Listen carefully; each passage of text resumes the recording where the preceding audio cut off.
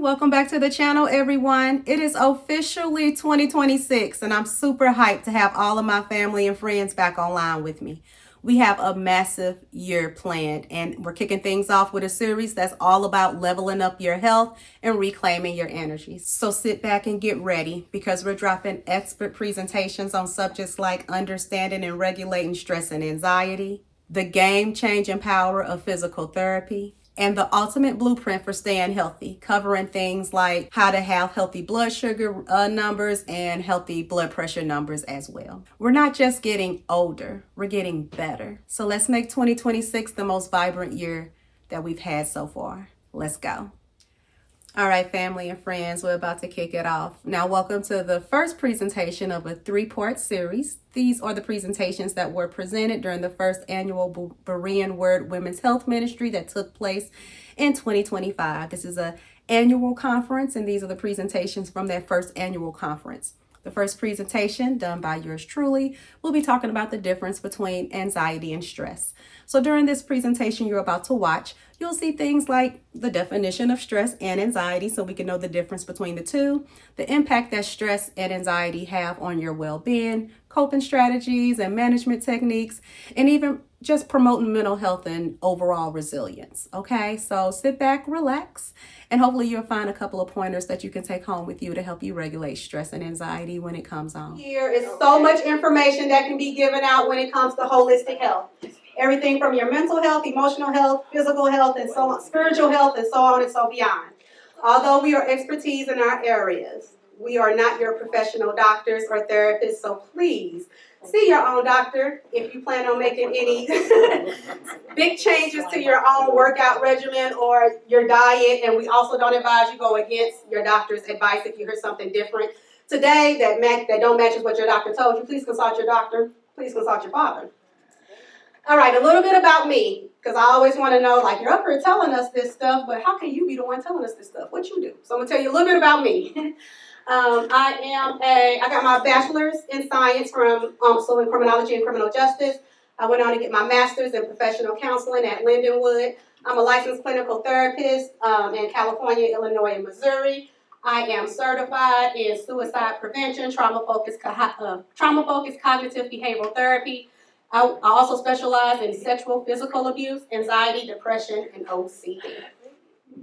Over the past 16 years, I've been working with a lot of different people, families, groups, couples, individuals, in school settings, home settings, telehealth settings, all everywhere, about a lot of different life problems, right? And I want to emphasize this bottom paragraph a little bit because a lot of times people think they have to seek out mental health services when things are wrong. When the walls are closing in on you and you feel like you can't take it no more, yes, please seek out mental health services if that is where you're at. But you can also seek it out if you're just going through a transition in life. Need somebody to talk to that ain't, that don't got a dog in the fight, so to speak. Ain't going to be telling you what to do, but can listen to you attentively and help you see both sides of whatever it is you're deciding to choose from, right? So I just want to let you know that therapy is for everyone, for every age, for every gender, and really for any concern that you can think of, okay? I just want to make sure you know the difference between stress and anxiety.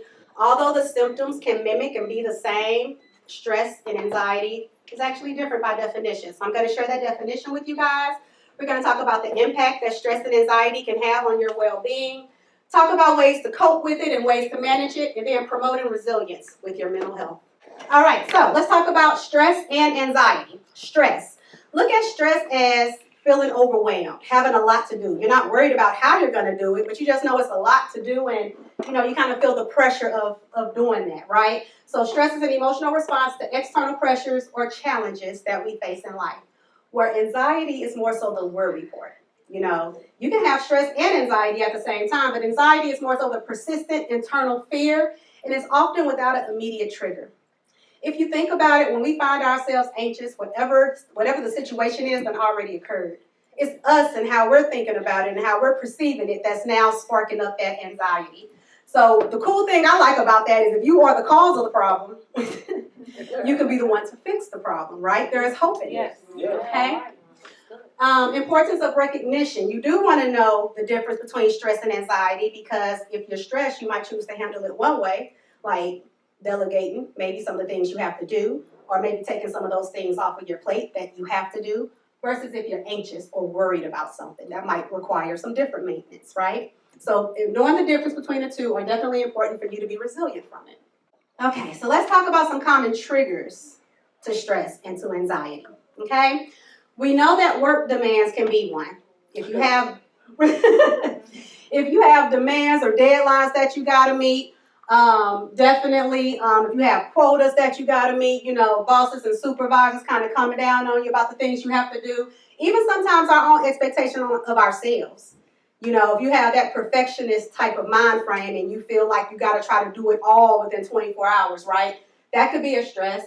Relationship issues. And this can be any relationship, not just your intimate relationships with your husband or your wife, but also with parents, parent-child, right? Sister-brother, or siblings, I should say. Your neighbors, your relationship with people in your community. Any relationship can cause stress and anxiety. Financial concerns. I don't think I need to elaborate on there, but financial concerns can definitely cause stress, anxiety, amongst other emotions. And then, of course, traumatic events. And we're not short of this last one. When you think of traumatic events, you might think of things like, you know, sexual abuse, physical abuse, domestic violence, all qualify. But you have natural catastrophes as well. Hurricanes and tornadoes and tsunamis. You have house fires, you know, all kind of different things that could be traumatic for someone, even witnessing something bad. When something bad happens to somebody out in the street, if there are people around, that can be traumatic just because they were there and they witnessed it, right, depending on what they saw. So all of these things can definitely induce stress and anxiety. And talking about some of the symptoms of stress and anxiety, physical, emotional, and behavioral symptoms you'll be able to pick up on. Physical symptoms can be anything from feeling tired or feeling fatigued. I want to tell you a little bit about anxiety and panic attacks, right? Because there's a difference between the two of those. And I want to let you know this because I then want you to question and ask yourself, have you ever experienced this? Where a panic, I'll start that first. A panic attack is a sudden episode of fear that is accompanied by a lot of different physical sensations. Some of those physical sensations could be anything from an increased heart rate to you getting really hot, to you start shaking or trembling. You can get tunnel vision, you can get dizzy, you can feel lightheaded. And with a panic attack, all of those things are so severe that you're not functioning if you're having a panic attack. Like if you're driving a car and you start having a panic attack, you're pulling over. You know, if you're doing a presentation and you're having a panic attack, you're not still doing that presentation. It gets so bad. The manifestation of those physical symptoms are so intense to where it kind of stops you in your track. It's debilitating. That's a panic attack. Where an anxiety attack is a little bit different. By definition, it's the same, sudden episode of fear followed by those physical sensations, but the intensity isn't as bad. So you can be having an anxiety attack and still driving your car. You can be experiencing anxiety and still giving a presentation, anxiety and still working. So that's the difference between the two. Panic debilitates. It could be anywhere from seconds to minutes. Anxiety doesn't debilitate you, but you still feel it. And it's all over worry. Okay? So just wanted to share some of those physical symptoms, but emotional symptoms, again, when you're really stressed, it can make you irritable or anxious. It can make you irritable. It can make you restless, keyed up, or feeling like you're on the edge. And then behavioral symptoms. You can have issues with concentrating. You can become, if you're irritable, you can become more argumentative. You might start socially pulling back or isolating yourself. So just be aware of all of these things because these can be signs of stress and anxiety among other mental health symptoms. So the impact of stress and anxiety on your well-being, right? So it can affect you by giving headaches, right? Chronic stress frequently leads to tension headaches, sometimes even migraines, and it affects daily well-being and productivity. By a show of hands, how many people have had a headache and hurt so bad to where you literally couldn't work? You couldn't do nothing for that moment. Been there, done that myself. That could be a stress headache, right? Could be coming from stress. Digestive issues, IBS is a real common one that I hear, right? But it can disrupt your digestive symptoms, causing stomach pain, nausea, things of that nature. Your immune system can be weakened. You know, I don't know if you notice when you're stressing a little bit more, you probably get sicker a little easier or a little quicker. Yeah, I see some head nods. And then cardiovascular risk. This can even lead to a heart attack. Not so fun fact, every year people end up in the ER thinking they're having a heart attack because they have signs of like tight chest, sweatiness, cleanliness, difficulty breathing, all possible signs of a heart attack. When the doctors rule out any type of cardiac issues, excuse me, was often being ruled in, or panic attacks, anxiety attacks. That's what that is. It mimics the same thing. And then on your mental health and your daily functioning, definitely can affect your mood. Mood disturbances can negatively impact your emotional stability and even how you interact with other people, right? Concentration difficulties, we talked about that. It can be hard for you to focus or concentrate or pay attention to one particular thing, especially if you're stressing over multiple things or you're feeling anxious about something. A lack of sleep can affect you in so many different ways. Your ability to recall information, your ability to focus or pay attention. It can make you more irritable. It can affect you in many different ways. So sleep problems contribute to fatigue and exaggerate mental health challenges as well. And then impaired functioning. Social and occupational functionings can be impaired. And we talked about some of the ways socially as well as occupationally it can hinder your productivity if you're really anxious and stressed and you're not regulating that well. Long-term consequences, if left unmanaged, ongoing stress and anxiety may result in long-term mental health disorders. So I said earlier how somebody who had insomnia or really bad sleep issues that led to anxiety and stress, untreated anxiety and stress can lead to things like depression. Substance abuse risk, that's something else that can take place. If you are, this is an unhealthy way to cope, but many people turn this way. They turn in other ways too, but this is one common way that people turn to cope with stress and anxiety. Unmanaged stress increases the likelihood of substance abuse as a coping mechanism, and then serious health issues. We talked about that a moment ago. It could lead to a heart attack, physical health problems, emphasizing timely intervention. Let's go ahead and look at some of these other coping strategies and management skills. Okay, regular exercise. That's the first one that's up there, you guys. Engaging in regular physical activity helps reduce stress hormones, and help boost overall mood and energy levels, those neurotransmitters being released from the brain. Balanced nutrition. I didn't hear nobody. I heard us say eat, but eating a balanced nutritional meal or just having a balanced nutritional diet is important. I don't like the word diet, but I'll use it for now. Okay? Adequate sleep. We talked about this, how important sleep is and how it can affect you if you don't have adequate sleep, getting enough quality sleep. Quality sleep. Quality sleep. Emphasis on the word quality sleep, you guys. Okay? Getting enough quality sleep is crucial for mental clarity, emotional stability, and stress reduction. And then time management. This is the one I'm personally still working on right here, trying to figure everything out in 24 hours. But that is huge. That's a huge one. Managing time wisely helps reduce pressure, that's that stress, by organizing responsibilities efficiently. And that might mean sometimes delegating. That might mean sometimes taking things off your plate. That might mean sometimes saying no. And that's all okay. Other techniques, mindfulness and relaxation methods like meditation. Meditate on the word. You know what I'm saying? Yes. That will give you your best clarity. And sometimes just sit and be still and be in the present moment. I meant to bring some peppermints. This is what I would have did if I had a jar of peppermints. But there is this thing called mindfulness. Mindfulness is a type of meditation that teaches you to be in the present moment. By a show of hands, when was the last time you ate something? I don't care if it was a meal or a snack, but you focused on nothing but what you were eating. You weren't on your phone, you weren't texting, you weren't watching TV, you wasn't talking to nobody, you wasn't planning out your day, you wasn't doing nothing but just like focusing on your food. Show of hands. Who did that within the last month? Very good. Very good. Everybody didn't raise their hand, and I'm not surprised because eating is what we've been doing since we were born. We don't got to think about it. So we can eat and do a billion other things, right? Yes. Mindfulness, a way you want to practice mindfulness could be just eating. The next time you eat, don't have your TV or your phone or nothing on. Just really focus on your food. Think of your 5 senses. What does it smell like? Feel like? Taste like? Sound like? What do you hear as you're touching on it, eating it, crunching it, whatever? Just be mindful. That's an example of how you can practice it with your food. But going back to meditation, just sitting down and being present, like when you're with your family. Being mindful of that moment, not thinking about your work day and what you got to do later. Like childhood things brings her joy. So obviously, when she participated in it, she was very mindful. She remembered the joy that it brings, so she can connect back to that. So meditations like mindfulness can be very good. Deep breathing.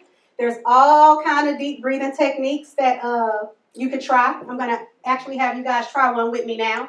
What I want you to do is, I'm going to explain it first, then I'm going to do it with you, but we're all going to take one deep breath in. After we take that deep breath, we're going to count to 3. No more than 3. 1, 2, 3. It can be at your own speed. Don't be like me. And when you're holding your breath, you all of a sudden want to turn it into a challenge to see how long you can hold your breath.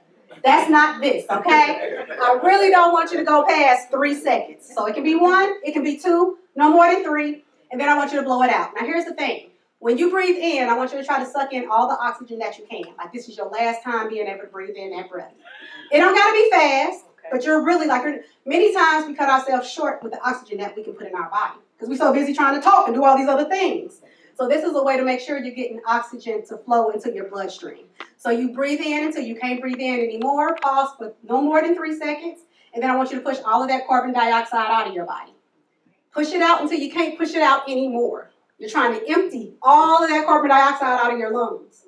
Then you're going to pause for that same 1, 2, or 3 seconds and repeat. So deep breathing, that could be another one. Deep breathing exercises reduce anxiety by relaxing the nervous system and improving oxygen flow. Also helps your body feel a little bit more relaxed because you're getting that oxygen into your bloodstreams, which causes your muscles to slightly contract, which should make you feel physically more relaxed.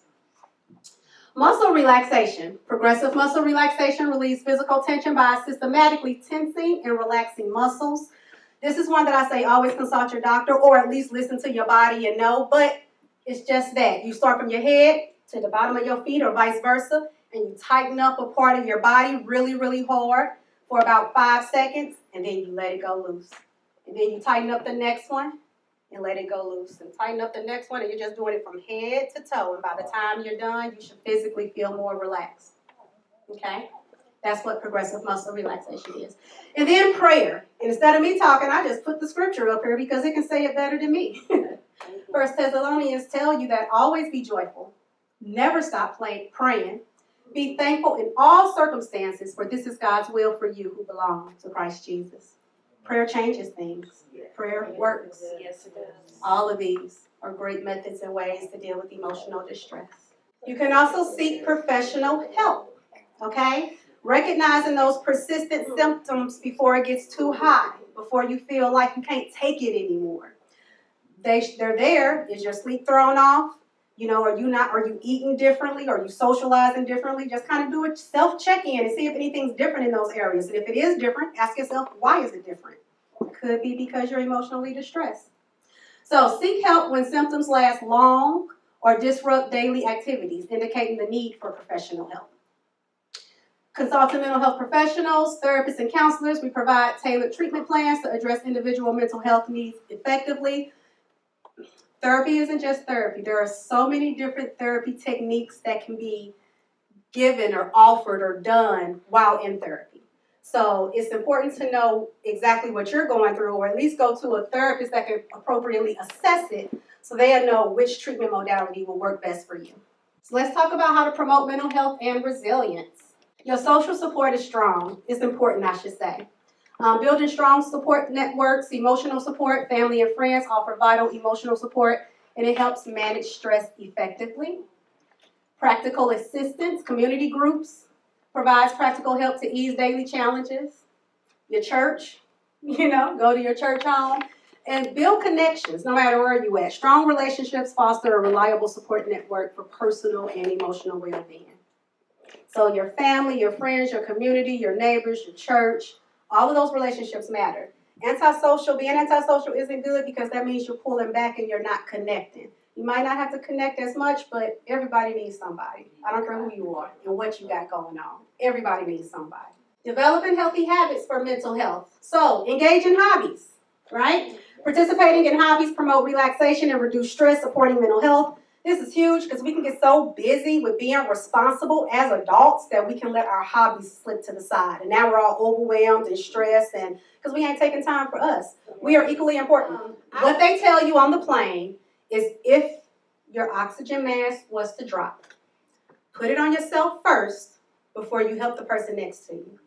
And I can tell you, in my immature way of thinking back in the day, I was like, that don't make no sense. Because if my kids buy me or my mama buy me, I'm going to help them first. Then I had to just sit and think about it.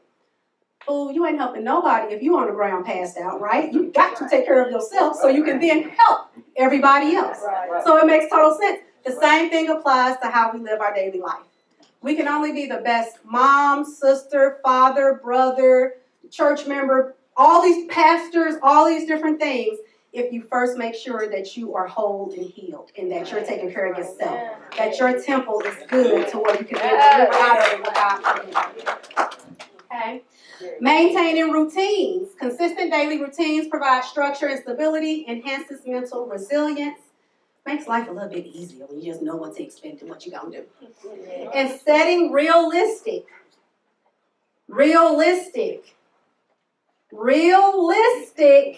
goals, okay?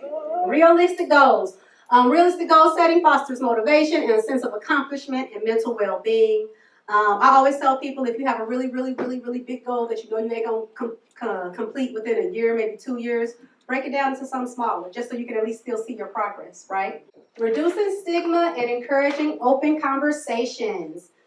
So this is what I was saying earlier about it is a stigma attached to mental health. You know, many of us might have even grew up in a home, let alone maybe a church, or let alone maybe the community where you were told what happens in the home stays in the home. But everything that happens in the home ain't good. So then what? What you supposed to do with that, right? We have to fight against the stigma of mental health. We got to I, for one, believe that every child before they graduate high school should have at least 3 counseling sessions, just to normalize it. Why not? You're thinking about what you want to do with the rest of your life. You know, you're already in high school dealing with whatever issues that is. Why not? Just to normalize it. Again, you don't have to wait until you feel like the walls are falling on you to get help. So encourage conversations. Parents, talk to your kids.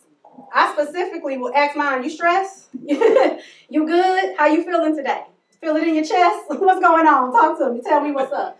But every day, though, because I'm a therapist, my own personal goal is to never not be there for my family when I'm there for so many other people. So I be dog tired and will still talk to my kids like, what's up? What's going on with you? So check in. Husbands and wives, check in with each other. You know, being able to foster that open communication. So raising awareness helps reduce misconceptions and encourage acceptance to receiving mental health services. Encourage open conversations, like I was just saying, in your daily or weekly dialogue. You don't have to wait until your child is failing school or just crying. Check in daily. What's going on with you? How you feel? Tell me the best part of your day and tell me the worst part of your day every single day when she come home from school. Every day when she come home from school. Because I want to know what was the best thing and what was the worst. Reduce fear and shame. Removing the stigma can empower individuals to seek the help that they need without the fear, without the shame that usually come attached to it. That's why it's a stigma. And the stigma, it is promoted in ways that some people don't even realize. You know, you can just be talking to somebody who don't mean nothing bad. And you can say you're going to therapy and they'll be like, ooh, what's wrong with you? Yeah. That right there is just adding to the stigma. But it's okay if we go to the doctor, right? Because physically, we can't fix a broke arm or broke leg or high blood pressure. We could, but you know, got to get directions on how to do that. Why is it different with our mental health? And mind and body is connected. You can't disconnect the two. You can't have a healthy body but a messed up mind, because that's going to mess up your body. You're going to do things deliberately to mess up your body. Plus, we already talked about there's physical symptoms that it will automatically trigger within your body. And you can't have a jacked up body and a healthy mind. So the two are connected, and you got to take care of both of them. So if you can't take care of your physical body completely by yourself, don't feel ashamed of needing help if you have to take care of the mental health portion of it too. In conclusion, embrace mental health for a balanced life. That's what this is all about, okay? Recognize stress and anxiety. There are warning signs that sometimes you are the only one that can see it. Sometimes your loved ones and the people you around might be able to see it. But if you do a self-check, just stop. I didn't count, but that 5 deep breaths might have took us 2.5 minutes. Take 2.5 and 3 minutes just to be still. Check in with yourself. How are you feeling emotionally? How are you feeling physically? How have you been sleeping? Check in with yourself like you would anybody else, I guess. Ask those same questions that you would ask of your loved one, so you can make sure you're loving on yourself and taking care of yourself. Applying effective coping strategies. We talked about that. Utilize effective coping strategies. What worked for me might not work for you, but there's so many different healthy alternatives we can choose from. You just got to find the one or the ones that work for you. Enhance quality of life. Embracing mental health leads to a balanced life, overall mental resilience, emotional resilience, physical resilience.